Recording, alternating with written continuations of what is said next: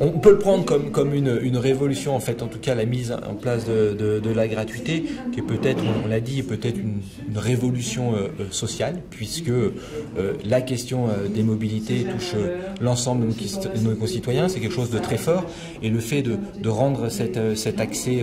plus facile, plus aisé par la gratuité, peut être en quelque sorte une révolution. Par contre, je pense qu'il faut prendre la gratuité comme quelque chose d'un ensemble, et que ça ne doit pas être un modèle qui s'applique partout de la même manière. C'est un outil qui est à disposition des collectivités, des autorités organisatrices, et à elles de faire, c'est un vrai choix politique, et de faire ce choix. Et le rapport, il est là dans ce sens, c'est de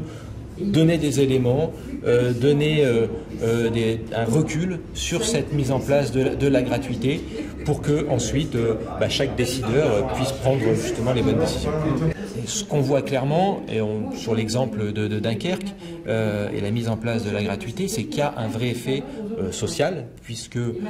dans les chiffres qu'on peut avoir, c'est qu'on va chercher des gens qui en premier lieu ne se déplaçaient pas, et donc qui n'avaient pas accès à la mobilité, que ce soit pour leur loisir, que ce soit et qui restaient dans leur environnement. Et donc c'est aussi quelque chose d'attractif aussi pour les centres-villes, et on le voit sur Dunkerque, et qui permet à des gens qui ne se déplaçaient pas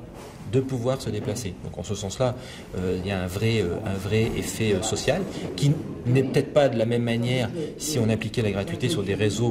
plus importants ou sur des réseaux qui sont déjà utilisés, mais en tout cas dans toutes les villes où l'habitude était peut-être l'utilisation de la voiture, la gratuité permet ce changement de paradigme sur les déplacements. Alors la gratuité a un coût aussi. Est-ce que grâce à votre rapport, vous avez un peu préestimé le seuil à partir duquel c'est bien plus difficilement gérable pour une collectivité? C'est sûr que la gratuité a un coût, mais je dirais les transports et la mobilité en général ont un coût. Ce qui est certain, c'est que là où ça a été mis en place, on est dans des collectivités où justement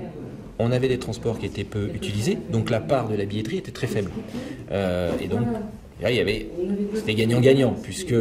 on avait très peu de ressources liées à la billetterie. Le fait de mettre la gratuité, on augmentait l'utilisation de ces bus, et donc le financement était déjà là. C'est sûr que dans des collectivités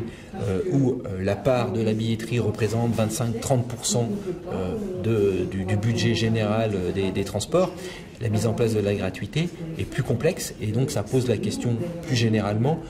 du financement des transports.